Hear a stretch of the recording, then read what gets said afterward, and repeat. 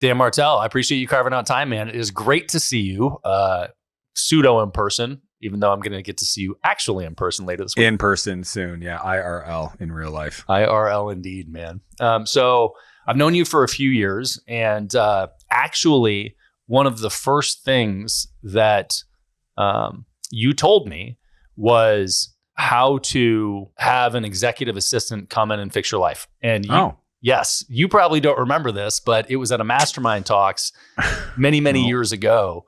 Do you know which one? It was probably... Was it Carmel? I think it was Carmel. Okay. Yeah, I remember that one. Because I never talk about the playbook stuff. And Jason asked me, he's like, everybody keeps telling me about your process. Can you do a talk on it? And it was kind of last minute, but I mean, I love this stuff. It's great. And cool. I'm glad it resonated. Yeah, it was great. To date, we still have some, remnants of Dan throughout a couple of our systems in the Easy Pay Direct office. Yeah. Indeed. So for those that don't know you, you have exited 3 different tech companies. Yep. Can you, and I want to dig into your background a little bit because I find it super fascinating, but from the tech companies, ultimately, after you were done with that, you opened SaaS Academy, and now you help coach tech entrepreneurs in growing their SaaS businesses largely. Is that accurate? Yeah. So the through line's interesting because I've always been an operator.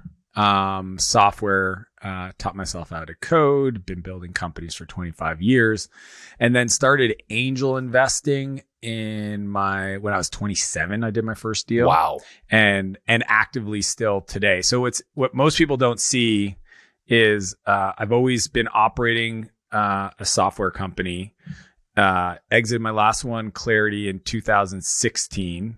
Kind of took some time off from like company running for a bit. Like, I don't say retired, but just decided to I have a young family, et cetera, hanging out in San Diego. And then, but I've always been investing. So that continues. So I have High Speed Ventures today. I formalized it a couple of years ago and built a team because I just, again, buy back my time. So now I have a team that helps me look at deals. And then SaaS Academy, it's the largest coaching group for software CEOs in the world. We have over 1,000 active clients. We'll probably get to about 5,000 in the next 2 years. It's a multi 8-figure business. Same thing with High Speed Ventures. So I'm the CEO of 2 8-figure companies, and my investment portfolio is incredibly super grateful for it, but it's significant. Like I've invested in Udemy, Hootsuite, Intercom, Unbounced. GetAround just went public. It was first money in GetAround. Just a bunch of founders. And today I invest predominantly in like AI.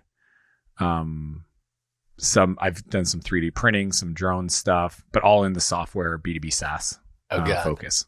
Hey, you opened up like 15 questions I have now. I know. Let me focus. So before we get to those 15 questions, can you give me some backdrop on the initial 3 companies, kind of what they were, scale, scope, how long they lasted, that kind of jazz? Because to be investing at 27 is unique. Yeah, I had some capital. Yeah, exactly. Exactly. Yeah, I get it. I get all the questions because I still find it. I grew up in a small town in Eastern Canada, and there's a whole backstory, as you know, Brad. Like, I grew up in a incredibly challenging environment. My mom was an alcoholic. I was second oldest of 4, oldest of the boys. Didn't have a lot of guidance. Diagnosed with ADHD when I was 11. Put into crisis centers, group homes, foster care, jailed twice. And I'm glazing over a lot of it. I want people to understand that like the success theater part of my life doesn't come without the incredible awareness and gratitude I have for the opportunities and people that showed up in my life. Right. And, it was kind of like a Sons of Anarchy type upbringing in my teenage years. So I was spending time with people twice my age, getting involved in, drug trafficking and crimes and break and enters and just a bunch of crazy stuff. And I had specifically, when I was in prison the second time, a guard pulled me aside, this guy named Brian, and speak into me a belief of who I was that I didn't have 100% inside. Like he planted a seed of, he was confused. Why are you here? And that transformed my life. And I talk a lot about it in my new book. And And then what happened is like I got out. I actually learned to code in rehab of all things. I did 11 months after prison, went to rehab, 11 months, rebuilt my, personal like literally I had no self-esteem. And I was helping Rick, one of the maintenance guys, towards the end of my program, because this place was built in an old church camp. And I just found this old computer and a book on Java programming sitting next to it and followed the book. And 20 minutes later, I got the computer to say, hello world. This is 97. So got clean, got out, new start, discovered this little thing called the internet. Couldn't have been better timing. And, but what's true though, Brad, and a lot of people don't know this, is I went from 17 to 24 back to back failing, like major, like not like side hustle failing, like 2 companies. I did a maritime vacation rental site, .ca got crushed because a lot of reasons, but the guy at thecottage.com had a better product and a bigger vision. Then I did a hosting company called NB Host because the province I lived in was called New Brunswick. So NB Host, and ended up being successful. Got a bunch of clients, but I ended up getting a credit union as a customer, and was hosting their website and a bunch of other stuff, and totally over my skis. Sites go down. I get threatened to be sued, freaked me out, decided to shut that thing down. What time period was that? This would have been 2001.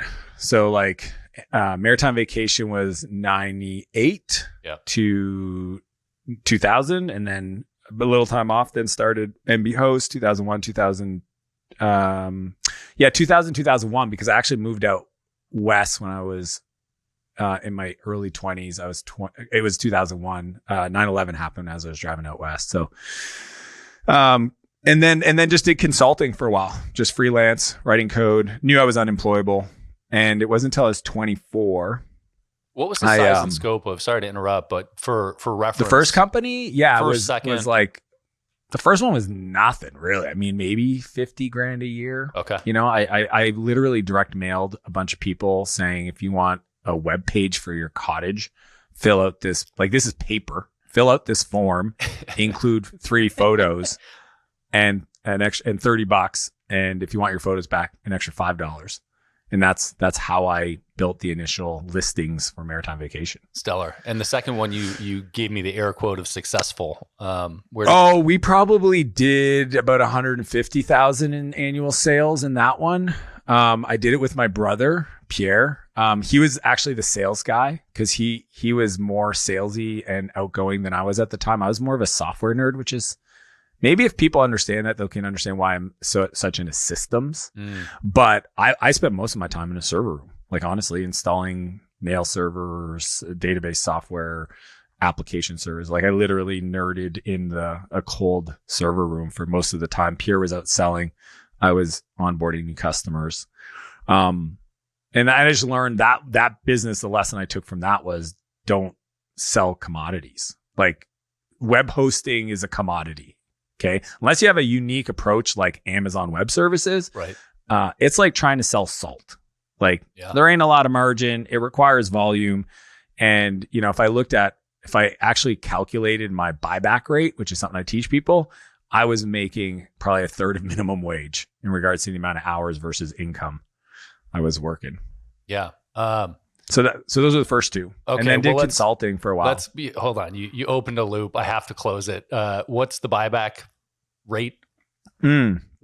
So obviously this isn't a plug for my book, but it's what I teach. Now it's a plug because I'm holding it up. The buyback principle, which is the core of this book, states that you don't hire people to grow your business. You hire people to buy back your time. So it's a calendar over capacity focus. And to do that, you have to understand what your time is worth.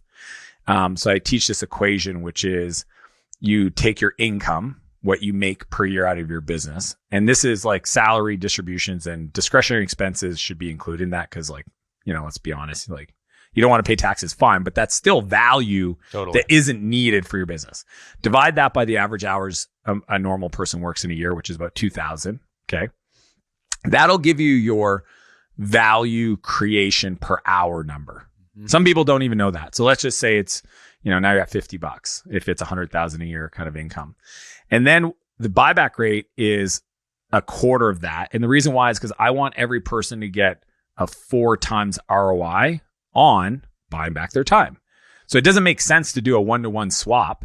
Right. You want to look at your calendar and say, okay, well, if my buyback rate's $12.50, which is what it is if you make 100,000 a year in income, right, and profit and all that, then anything you do in your life that you could have paid somebody else for that amount or less, you're essentially working against yourself to live a better life and build a business you don't grow to hate. Yeah, I love that. And that's another thing that I've heard you speak about in the past, and I love the framework on that. So I want to dig deeper into that because I like how you architect that whole thing. But let's get up to speed on company 3 and the fun stuff, because your first 2 companies didn't make any money really. Well, this is the Beyond a Million podcast. Exactly. So let's talk about my first million. So essentially I struggled, right? Like I think a lot of people resonate with this because it's the entrepreneurial journey, right? We just try stuff, we taste things, we play with things. So like I probably had about 30 domains, projects, side hustles, friends, collabs. Dude, I built a site to help people install their Christmas lights. It was called xlights.com. Like just crazy, stupid stuff. But like I was in the game, right? I was building, I was trying. And I'm 23 and I'm walking around Ottawa. And I walk into Chapters, which is like our Borders or Indigo. I don't even know what the United States calls their bookstores, but bookstores. Barnes and Noble. What are those? Barnes and Nobles. Yeah, does Barnes and Noble still have physical bookstores? They do. Probably. And oddly, I grew up with the Borders family, which is a very strange fact. But you would actually love this. Sorry, interlude. But do you know why Borders got successful? No. So it was literally just a college bookstore in Ann Arbor, Michigan, and the Borders family, the founder of the bookstore, wrote software to organize and catalog books. And it was the software. Now I want to know what he wrote it in. I wonder if it was Basic, QBasic. Well, this is probably what year? Probably mid 90s. Or no, you're probably right. It was before that. It was probably 80s because I grew up going Could have to been the just store Fortran. Yeah. Cool. So they sold it for a good chunk of change, multiple 8 figures, and actually, oddly, moved to Austin, Texas. And I reconnected with them much later. But small world. It is. So yeah, I'm walking to a bookstore. So what's crazy is when I got out of rehab, my dad made a commitment to me because he saw how passionate I was about writing code. Mm-hmm. And he said, you have an unlimited, but he said, I will buy you whatever book you want as long as you finish it, and one at a time. And he probably spent $1,500 in the next 2 years buying me That's amazing. Books on coding and architecture. So, but this is why it's silly. I went 7 years without ever thinking maybe I should read a business book. Isn't that kind of silly? I think it's dumb in retrospect, but it never occurred to me. I just thought those books were written for like CEOs of big companies, and that wasn't me. Right? Well, so that actually poses an interesting question, which is, one of the through lines in entrepreneurship that people tend to give as advice is do something you're passionate about, scratch your own itch, pick a cliche. But you, as somebody that was super interested in coding, is it more productive to go down the path of just reading the coding books or to derail that initiative and then learn a new skill set, which in this case is business? Well, and this is funny enough that you bring that up because I tell people this all the time. The number one thing for you to do is to develop a high value skill. And for me, I got lucky that I just fell in love with software coding. But, it could be selling, it could be management. It's just, but you got to develop it, right? Like I was actively following, buying, this is before YouTube, maybe. Yeah, this is before YouTube. Studying, buying, online, whatever, CDs, DVDs. So actively studying. But I walk into this store, I read a book. I didn't even read it because I didn't read. I had severe ADHD. I was on medication from 11 till 30, like Adderall, Ritalin, tried different ones over the years. I didn't like how it made me feel, but I also didn't want to be a ridiculously unproductive human. And I get this audiobook called Love is a Killer App by a guy named Tim Sanders.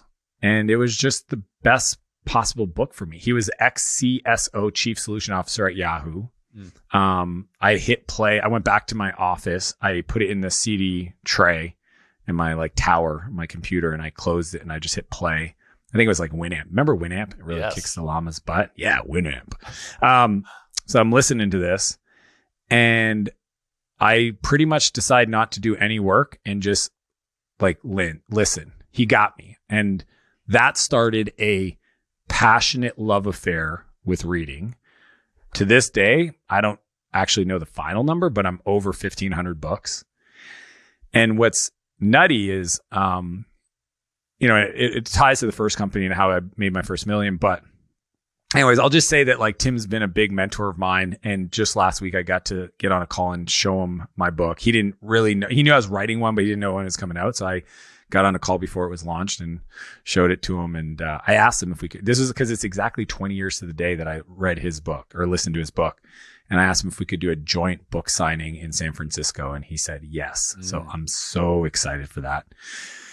But that book led me on a love affair of reading and subsequently like, I'm actually trying to stop say literally and like. That's good. So I know I'm self-aware. Yeah, I know. Cause again, lots of podcast interviews recently. So we've all got those things, right?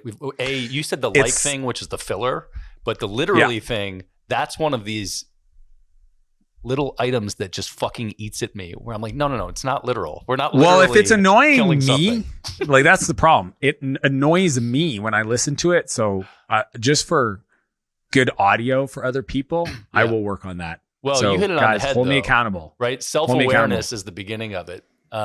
Also, hey, really cool tool that you should know about. I think this is the tool. I might get it wrong. We'll fact check this, but Perry Belcher told me about this a couple days ago.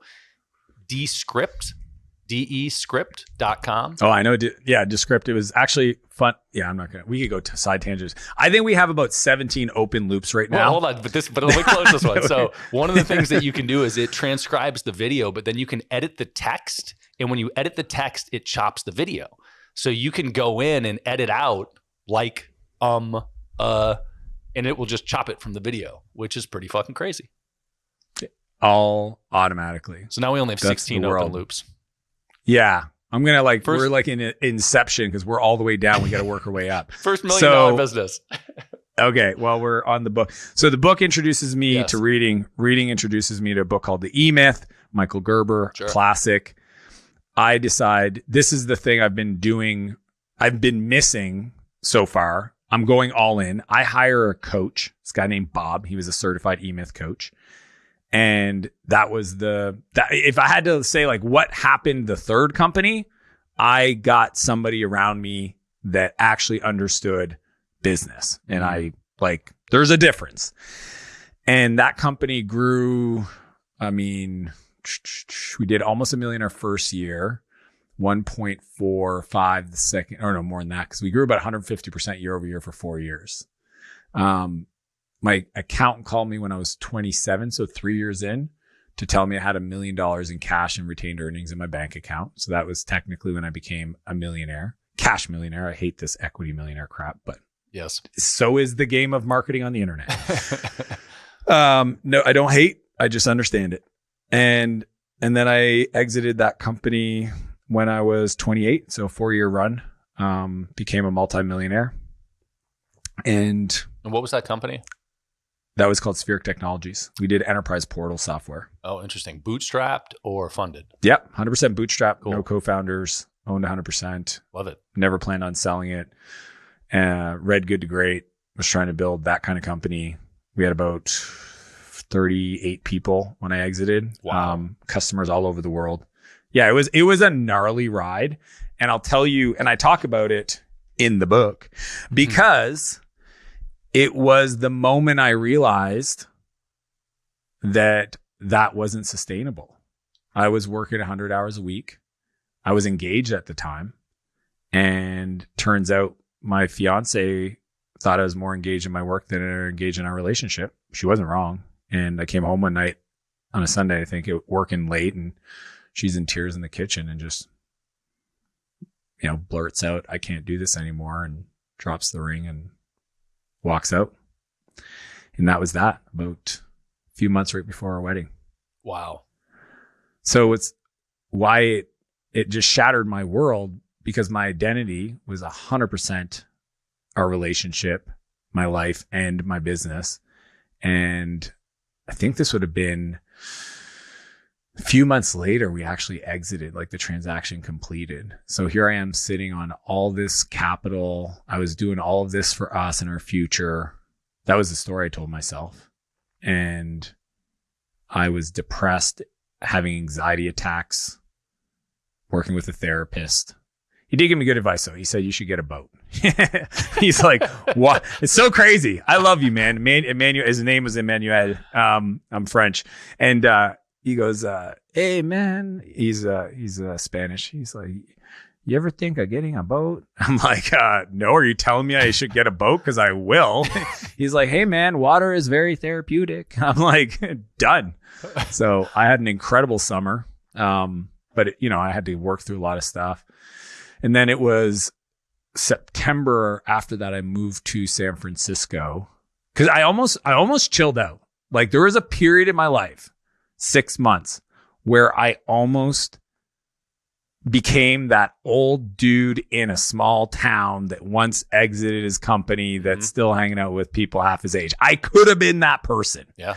Luckily, something was speaking into me and saying, go now before you wake up and you're that person. And I was in the middle of building my new house. I had a cottage in the boat and the hot tub. And, so I just jumped on a plane and moved to San Francisco. I didn't know a soul. I didn't have a friend. I literally knew 0 people. I didn't have a network there. Wow. All my network was on the East Coast because it was enterprise software. Why did you sell in the first place? So you mentioned that you were down this path of good to great, which for those that don't know that, I mean, that book is relevant to people that are trying to build huge things. Yeah. Right? Yeah. That's what I was doing. So why stop? It's probably one of the few decisions I would go back and change. And I'll tell you why. I had an incredibly successful, profitable business, which obviously attributed to the outcome I got. Because traditionally, service businesses are usually sold on 1 times multiples. And I got way better than that, almost 2.5 top line. But we were very niche, right? We did enterprise portal software. We had an incredibly trained team. We had rocking systems because I'm a bit of a systems nerd. We have a scalable, repeatable system for growing. Yeah. And I built it off the E-Myth. So I had all the stuff the E-Myth talked about end. Why I sold is I was 28 at the time. I just turned 28. And that's kind of what I thought you do. And here I was 4 years in. So I'm like, holy crap, I'm winning. And we had a partner, the acquiring company was in the States and they were a lot bigger than us. And the guy who was the CEO he became kind of like a mentor because we were one of their top integration partners. And it just felt right. And I had 4 years of being burnt out a little bit. I was probably like, hey, I have a chance to get to what I was trying to accomplish sooner than I thought. And, you're the pretty girl at the prom, so it feels nice. Sure. So yeah. I in hindsight, I couldn't have done it then because I didn't have the skills I have now. But in now what I do, and this is what I do in High Speed Ventures, I just hire a CEO. I mean, you don't have to exit your business to exit your business. I love that. I also think that earlier in life, for me certainly, and people I think obviously mature at different rates, but one of the things that seems to be true is the way you expressed that was a lot of emotion. You had a lot of feeling language in there. And one of the things that I know about you specifically through the through line being systems is strategically thinking through it. So today you're probably not making the emotional decision of it felt like the right thing to do. And you would have maybe calculated that differently. Is that a fair assessment? I would have ran the numbers. I mean, so a few things. Yeah, 100%. When I make decisions today, I almost make them from a coaching or mentor lens instead of active CEO lens. I think that's a really good distinction. Because we'll always give other people better advice than the actions we take for ourselves. That's a tweetable. Somebody please tweet that. And because I've never said that out loud. If you could tweet it and then tag me, that'd be awesome. I'll retweet you. It's going to happen. Yeah. Talk about buyback your time. Can you tweet it, tag me, and I will retweet it so I don't even have to tweet it. This is so hilarious. So And I'll tell you the big reason why you should reconsider selling your company, especially if it's growing and it's profitable. And this is what happened with me after the exit. So I'm sitting on, a fairly significant amount of capital, and I don't know what to do with it. And I don't and I was making, if I look at my ROE,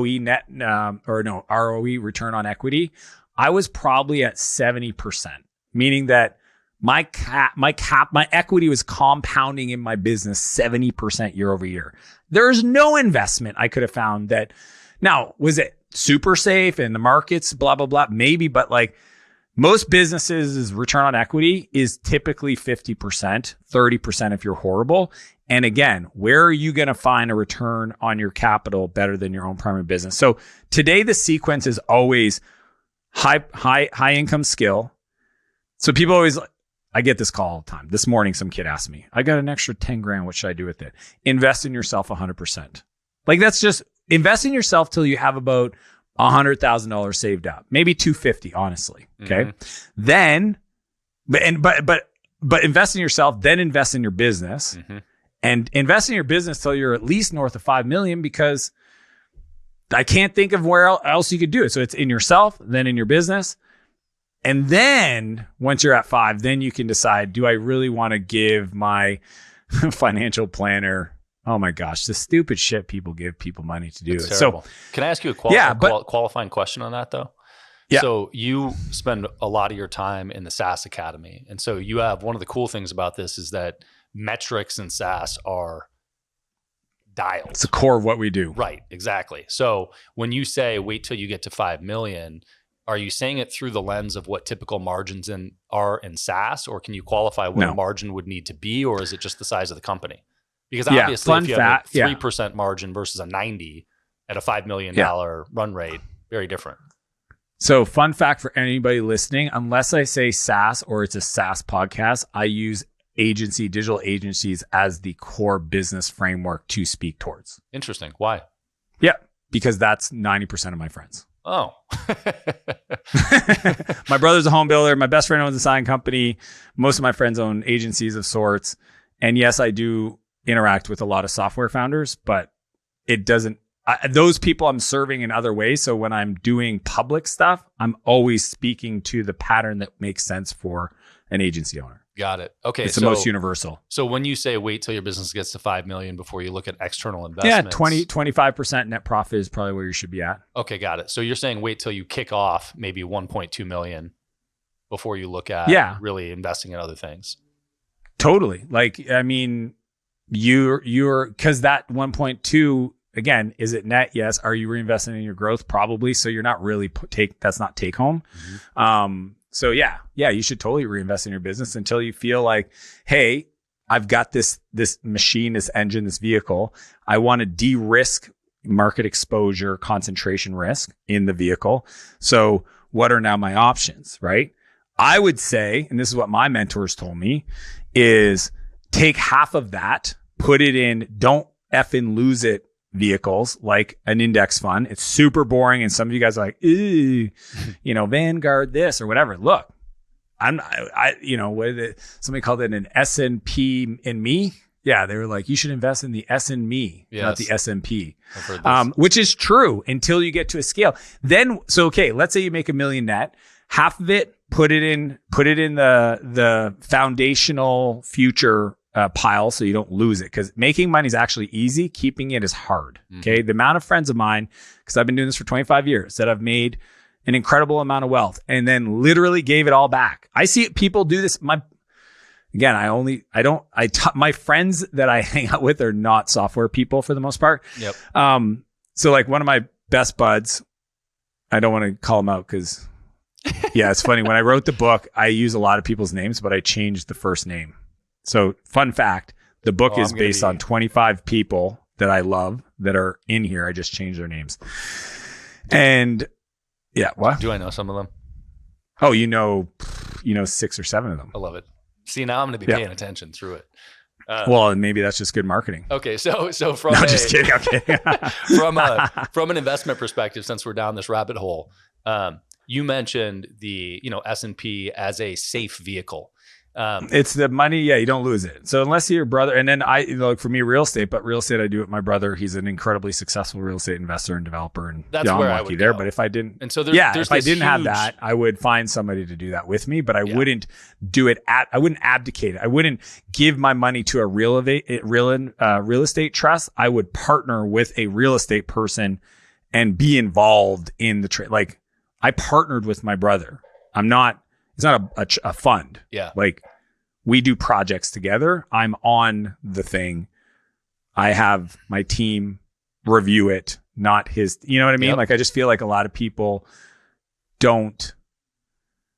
they think they're doing the right thing. And I've been doing this so long. I've seen good people end up in bad spots because of the market. Well, look, right? I'll tell you. So here's my frame on security, safety, is that if you don't understand it personally and you can't assess it and you can't explain it simply, then it is not a safe investment. And even the S&P, if you invest in the 100%. S&P through, an investment advisor, you might be getting fucked on that too. You're right. Sorry. And that's a good qualification. I manage my own capital. It's dollar cost average into index funds. For the most part, I use the all-weather fund structure that Dalio teaches to give myself some diversification. And other than that, I'm investing most of my stuff in, either real estate and or higher risk stuff through high speed. And then even higher risk would be equity stuff in startups, which I do. Love that. Yeah. Okay. That's a big rabbit hole. Let's pull back because I want to get to buying back our time here and the SaaS Academy a little bit and some other personal crazy shit that you do. Company 2 and 3 that you sold. So you sold that first one. You got the bug. Spirit. You moved to Silicon Valley-ish, San Francisco, and you launched company 2 and 3 at some point, all before 2016. I actually did started and exited 3 companies in 10 years, which is bananas. It didn't occur to me until I exited Clarity. So I did Flowtown. So started Spheric in 2004, exited in 2008, started Flowtown 2009, exited in 2011, then started Clarity and exited that in 2014. Damn. Those are real quick turns. Either of those got funded? them to scale. Yeah, the last 2 were venture backed. Got it. Okay, so you have some. Yeah, pressure. Mark Cuban actually invested. Oh yeah, like my Flowtown, we had like Baseline Ventures, Freestyle Capital, like the best of the best. Then did Clarity, was led by Baseline again because you make somebody money, they want to give you more. Yes. Then Mark Cuban came in on that round. He wrote me a check, I think, for like $250 just off of some 14 emails back and forth. Someday I'll ask him if I can publish them because I think people would find them interesting. It'd definitely go viral. And yeah, so it was a crazy ride. But that's where, when I moved to Silicon Valley, that's when I learned leverage. And this is the principle of the book. And this is the philosophy, is that time is a constant. Nobody's got more or less. Outputs are variable. Right? My output is different than other people's output. And the only difference is the multiplier of leverage. And there's 4 ways to get leverage. First one is content. This right here takes us whatever time it takes, and it can be consumed 100 million times and it costs us nothing. Right? I mean, other than hosting costs, but it's fractional costs. Playbooks is a form of content.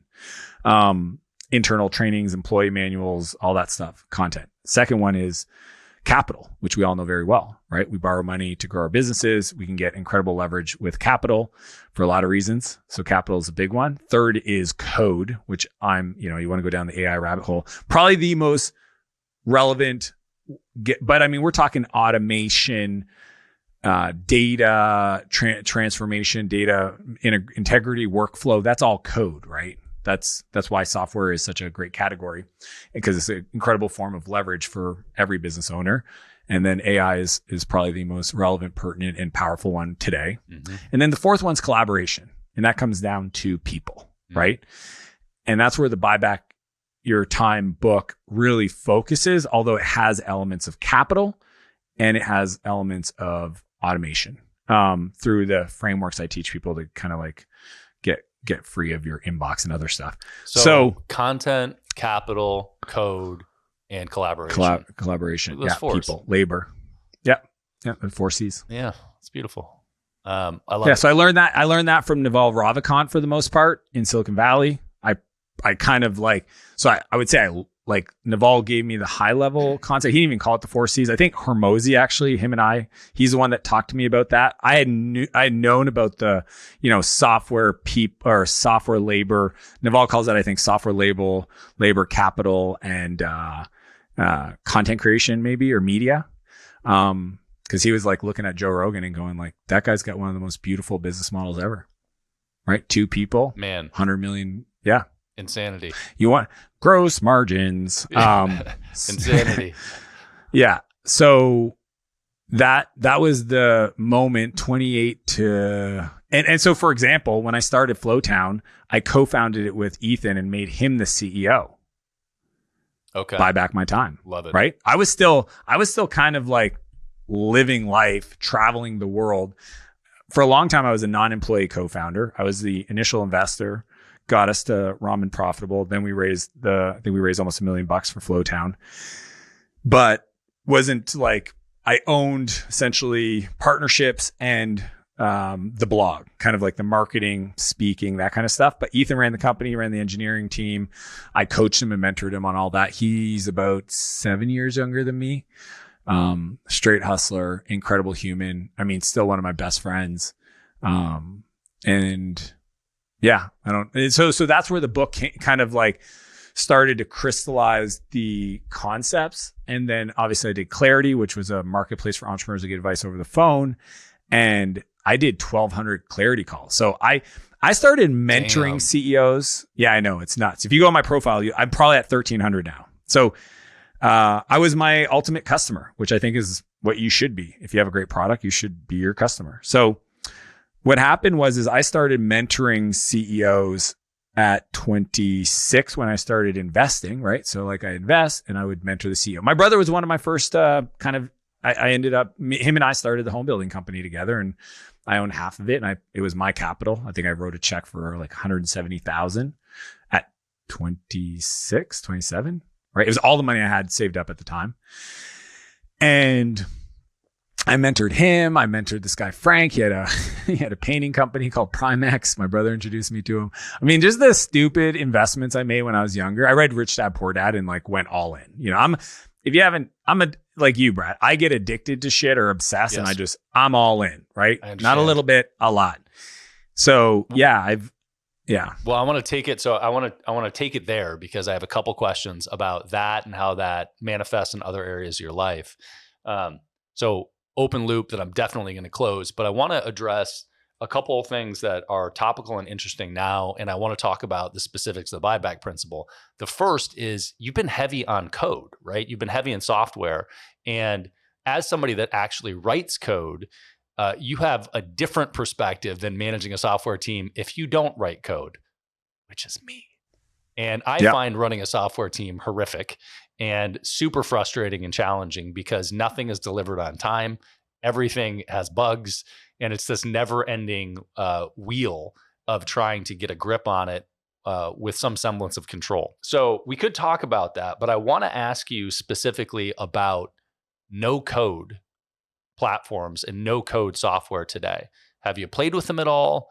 Do you lean into them at all for any sorts of systems as a lever?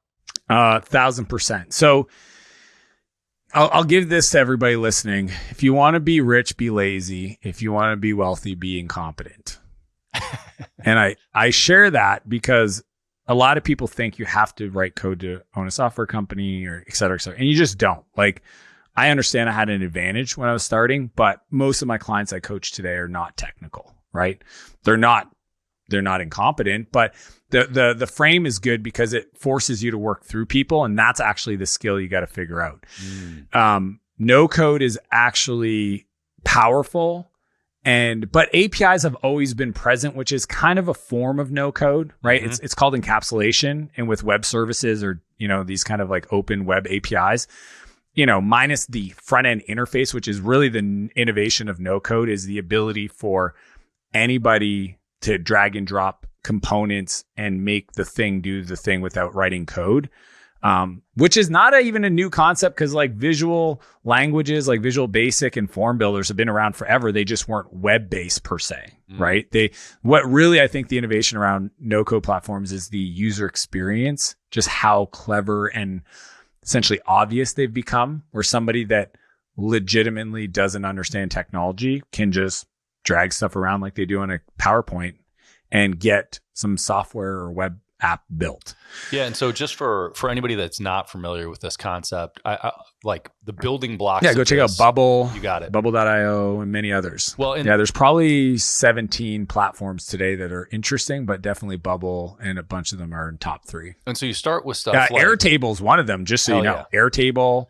I would say ClickUp's in that category. That's just these exactly where I was going to go, is that you look at MarTech platforms, just marketing automation where you have, or a funnel. Totally go high level. Yep. Do you know how many go high level SaaS Academy clients I have that tell me they have a SaaS that they don't? They just white label go high level. There's probably 13 in my program. Huge, dude. We're doing an integration. EasyPayDirect's doing an integration with Go High Level right now because it's become such a big deal. And so many people I talked to Sean, the founder, about this. Like I laughed at him because I was like, you've now confused my strategy salespeople because they can't figure out if the thing is actually built by them. So we typically don't allow it. And the reason why is, we help people with engineering teams and product development. So at a high level, pun intended, go high level.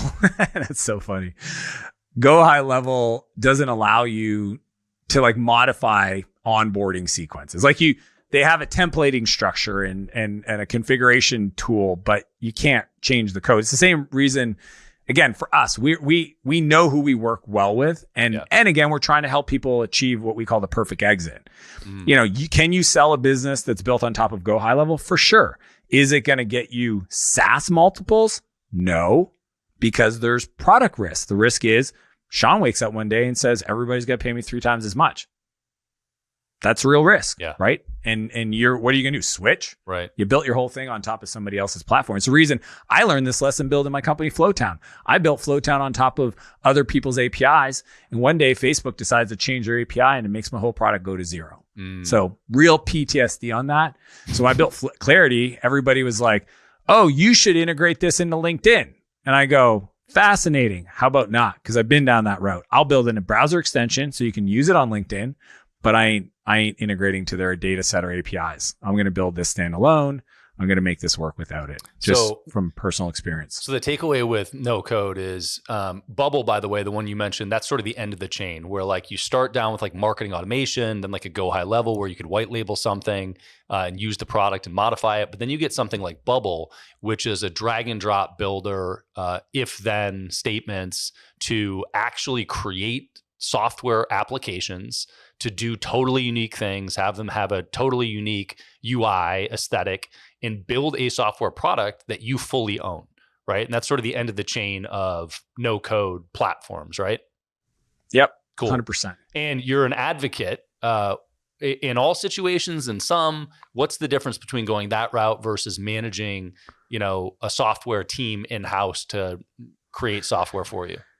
Yeah, I would say 4 years ago, I wouldn't have said it was a viable option, but it's now there. Like the platforms are there. And here's the reason why is, there's always the risk the platform's going to change their pricing and make your business not viable, right? They could do that. And like startups, again, 25 years of experience, I've seen them come and go.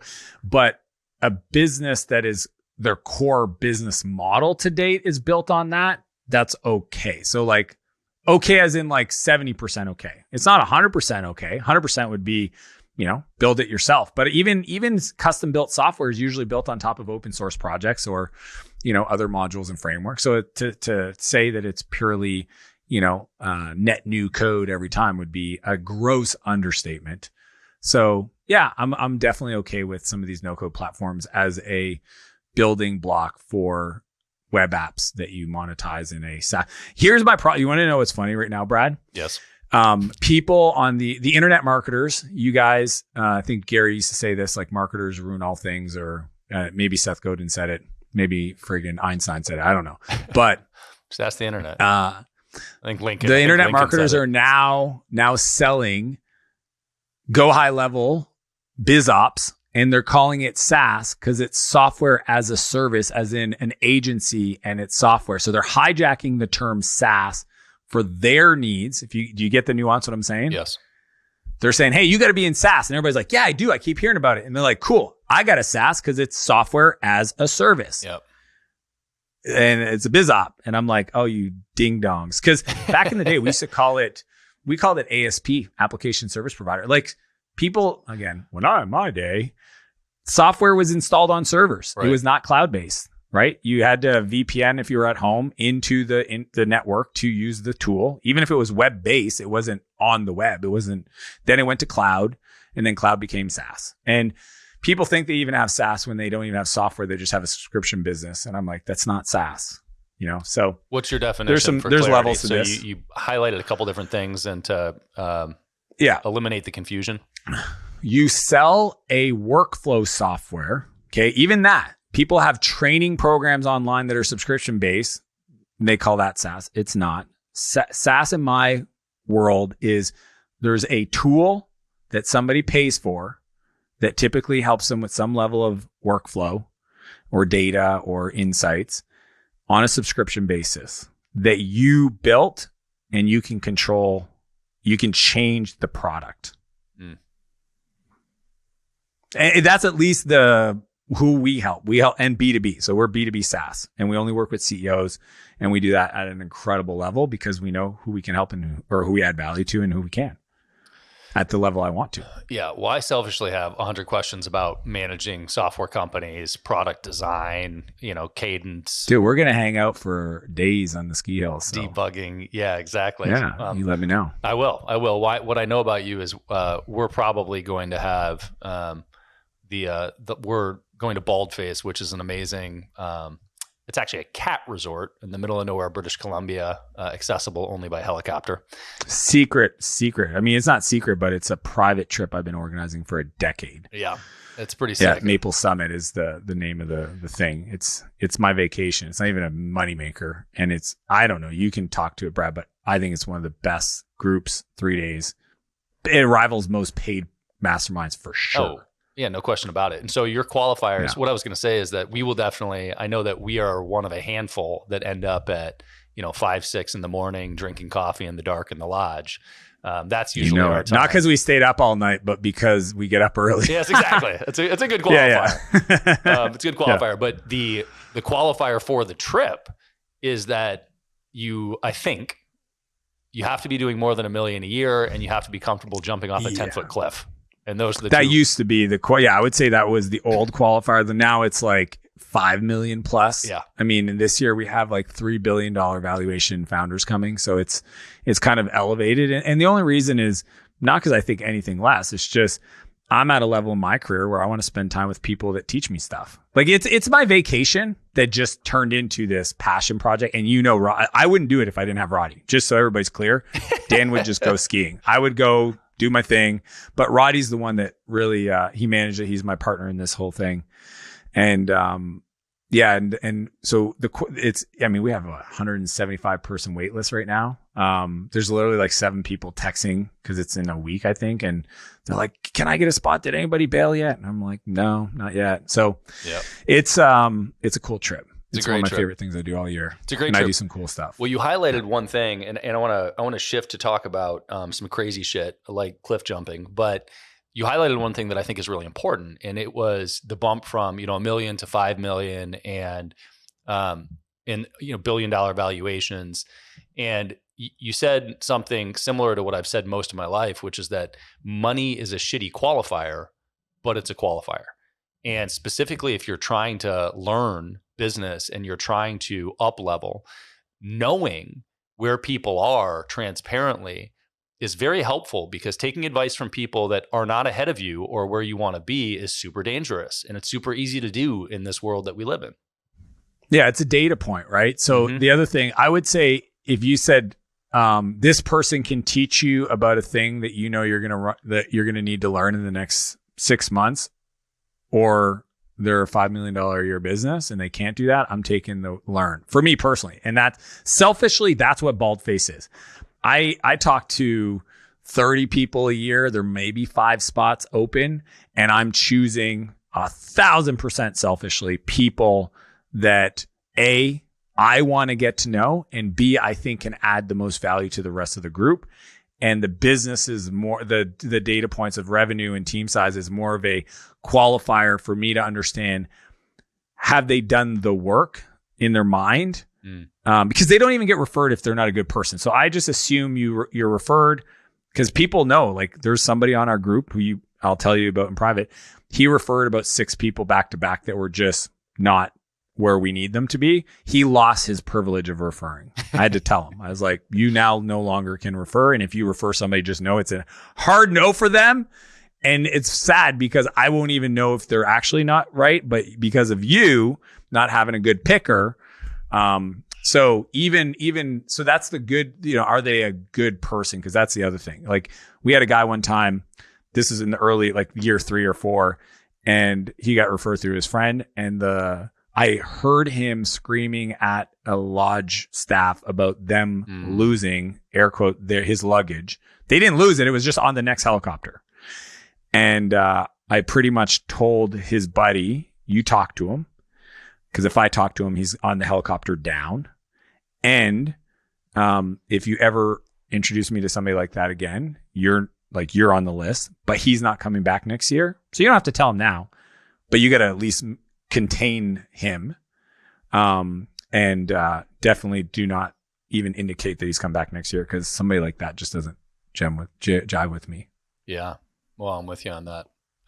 Hell yeah, man. I'm with you on that. Okay, well, I know in the interest of time, I want to, because I know that you've got a hard stop, and I have to talk about your shift in life into endurance athletics, because. It's fine. I don't even consider it a shit, but now that you say that, yeah, I guess you're right. Well, here's what I know. Thank you. What I know is that when I met you, you were not interested in. I was soft. Yeah, there we go. I was a little soft. And I've had a through line in the last, I don't know, most of my life. Well, probably since I was 26, 27, of dipping my toe in endurance athletics. And more recently, last year, you finished your first Ironman. Is that right?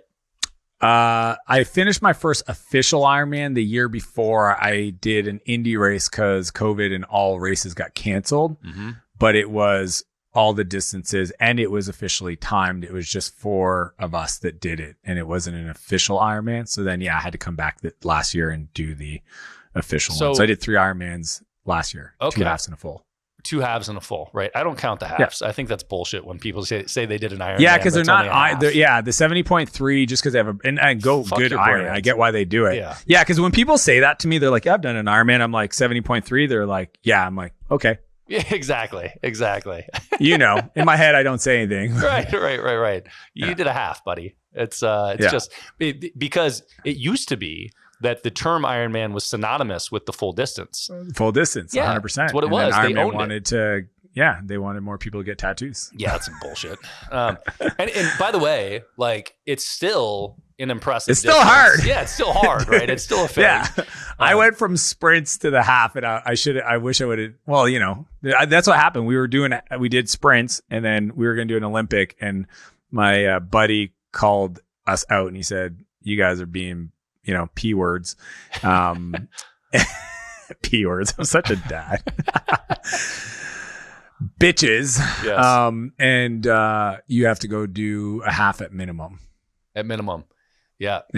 So, and that's what we did. And then we did our first half, and then it was like, okay, now we should probably do a full distance. Yeah, 100%. How could you do a half and not do a full? And so for the, I was totally okay with the half, honestly. Well, for anybody, the day of, I was like, do not talk to me about a full. Get away from me, everybody. It took me about 10 days to finally go like, all right, I get it. Let's do a full. So what's the full distance for a full? 140. It's in miles, but it's 4 kilometer swim, or geez, you guys want 3.2 mile swim, a 140 mile bike. Is that 112? accurate? I think. No. 112 bike, and then a full distance marathon, whatever that is in miles. 26.2. Yep. 26.2. Awesome. And actually, one of the things that I find most impressive about your journey there is that you had a full scheduled, COVID canceled it, and you went out and you did it anyway, alone with 3 other people. Yep. Just you guys. I decided, here's where my mindset was at. When COVID happened, control the controllable. Stephen Covey talks about it in 7 Habits, the circle of control. And I just decided as soon as it happened, I'm like, glad my brain worked this way. I decided to make COVID the best year of my life. Business and personal and health. And that just became what it was. And if I have to be, dude, I consider it an incredible honor and responsibility that I lead a tribe of SaaS founders that look at me as an example. And I was not gonna lead them in the dark.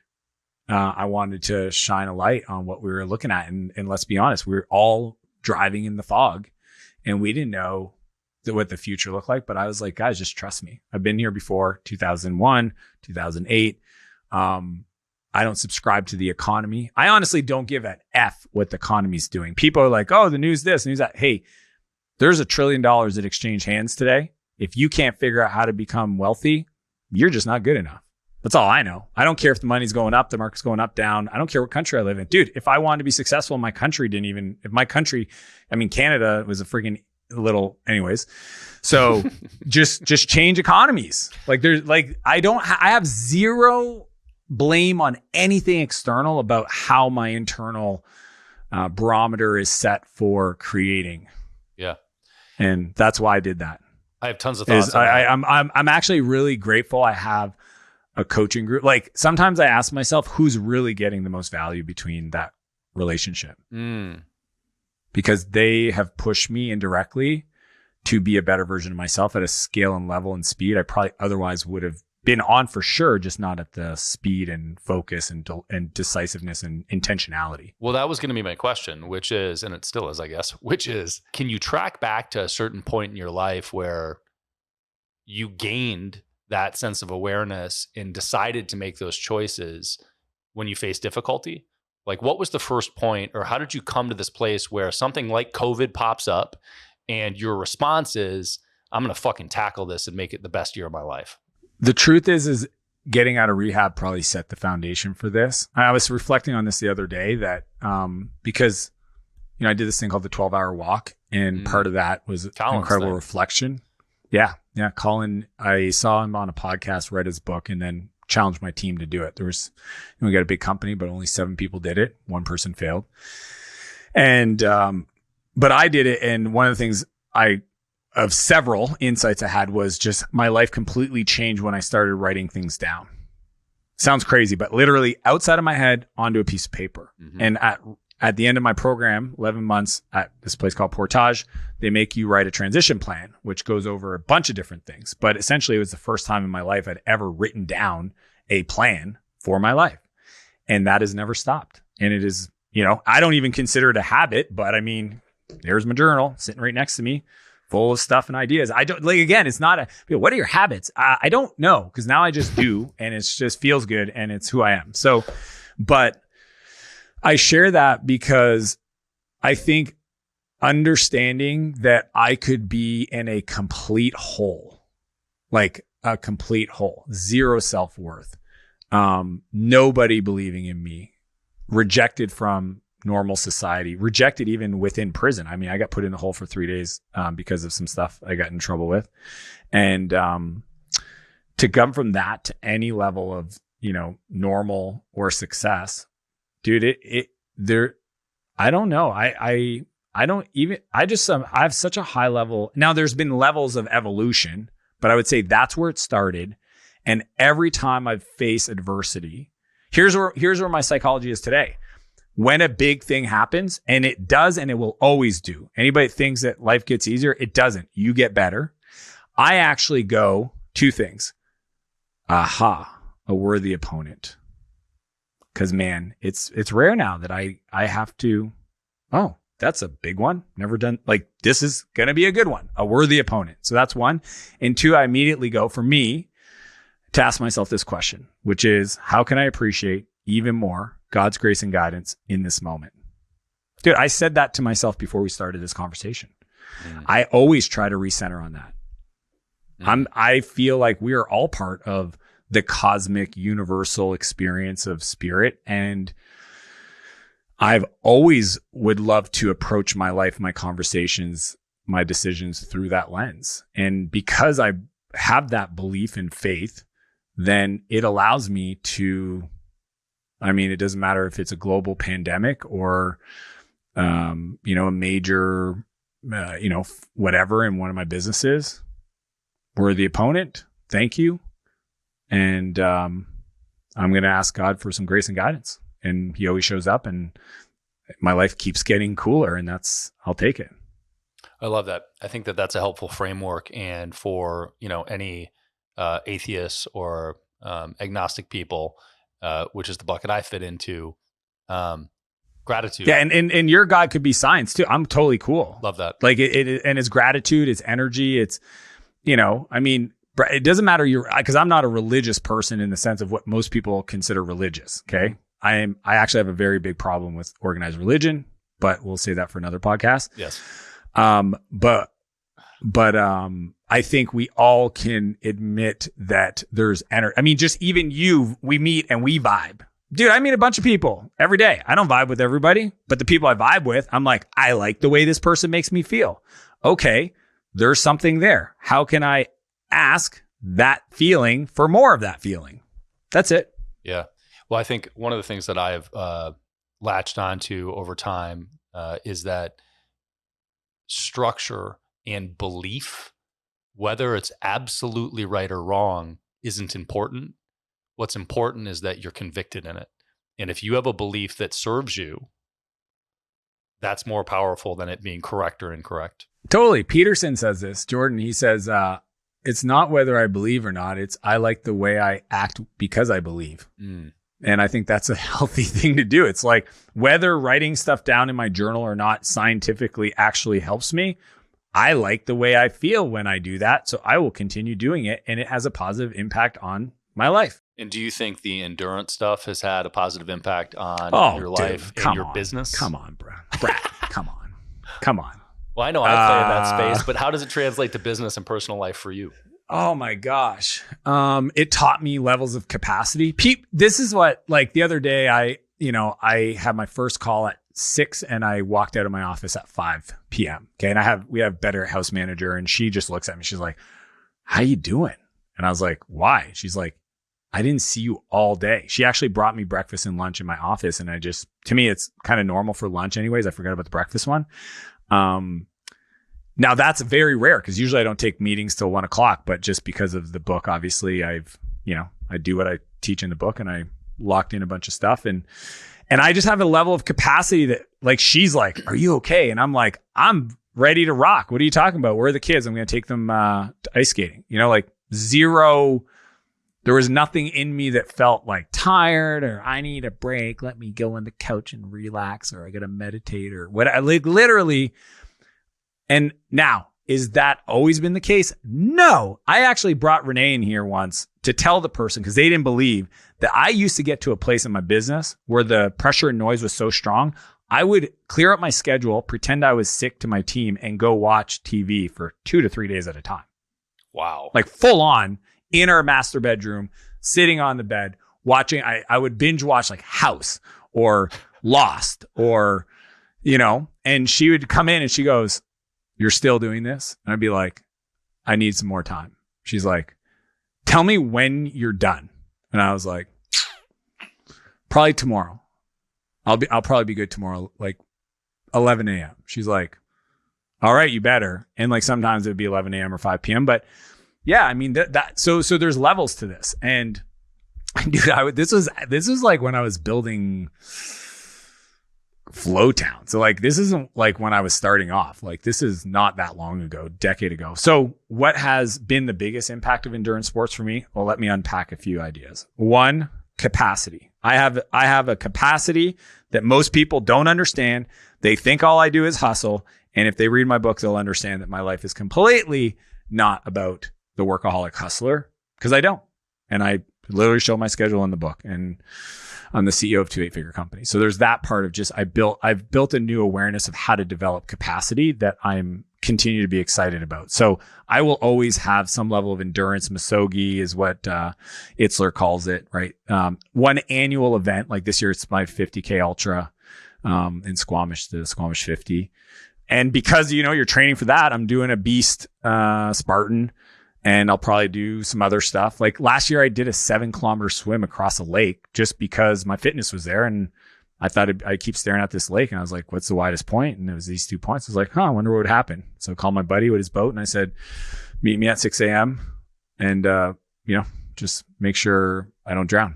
So like, it's kind of, so there's capacity, there's the mental awareness, like getting inside your mind and going long time, like 12-hour walk type style, full distance Ironman, like no music, just you have a lot of time to talk to yourself and process stuff. And then I would say the physical, but not from because I don't think actually full distance Ironmans are healthy by any means, what shape or form. Zero. I mean, as you know, like I don't think physically they're like, oh, you are better healthy. I think they make you stronger. I think but for me, it's the mind, and it's not even my mind. It's the example I'm setting for my kids. Like your kids, monkey see, monkey do. It's not what you say, it's what you do. They will model. So they are being raised by, my wife does CrossFit competitions. Their dad does Ironmans and triathlons, and they see me wake up early and get the training done before they even wake up most of the time, because that was a commitment I made to myself. So like, that's just who they're going to be. They're not exposed to what I grew up in. And I love my parents. My dad's my best friend, and I talk to my mom every other day. Like, but I did not get exposed to that level of positive habits, not through what they said, but through what they did. And if anything, what's crazy is, maybe my brothers and my dad would say this, but like they're a lot healthier now in the last 3 or 4 years, maybe because they kept watching me work out consistently every freaking day. Like sweat every day is just who I am. I told somebody the other day, they're like, what are your habits?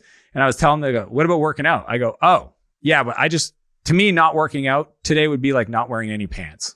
Like I could do it, but it would be weird. Yeah. Same thing. Yeah. Well, I think one of the tenets of my life is how you do one thing is how you do everything. And that idea of learning that a feeling that you have is, even if it endures for a while, is still fleeting, and you can live through it. If you extrapolate that across the rest of your life, you're on a call and you're getting faded, you remember, oh wait, I can last 10 minutes. That's fine, right? If you're in a meeting and it's been a long time, you're getting tired, you can remember, shit, I ran for 12 hours once. I can keep sitting here and focus for another hour, right? And for me, those parallels are super strong. Yeah, the business stuff is off the charts. I mean, just the concept of like, training. People and they're like, oh, I want to get this result. It's like, let's break it down. Like I didn't just wake up and do an Ironman. I had to develop skills. I had to develop capacity in those skills and technique in those skills. And I mean, that's what makes Ironman, I think, and triathlon in general more challenging is there's like, couldn't swim, dude. Before, like 4 years ago, I could not swim.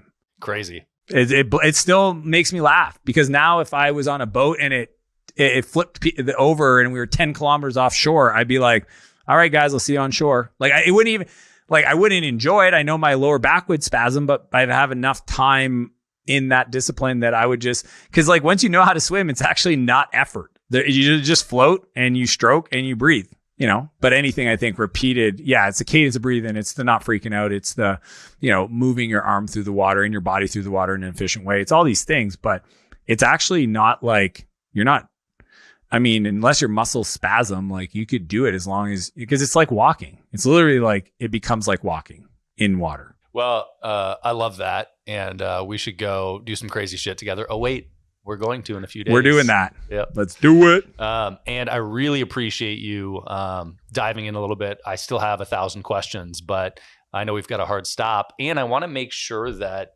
we remind people that they can get more information about Dan Martell right now by checking out Buyback Your Time. And that's the website. Yeah, buybackyourtime.com. Launches. It will have launched by the time this drops. It launched, and it is a #1 national bestseller in all categories right now. Awesome. I'm super proud. bananas. We actually already sold the initial 15,000 we printed. Luckily, we got ahead of that and we got more. And we're going for Wall Street Journal. So if anybody's interested in building a business they don't grow to hate and want to understand a very clear first principles approach to scaling that I've only ever taught to software CEOs ever. It's never been, or friends like Brad, right? In person at an event. This is the only way to get it. So I've never had anything anybody could ever buy from me unless they were a B2B SaaS founder. And today's the day. And I've poured 2.5 years into writing this thing.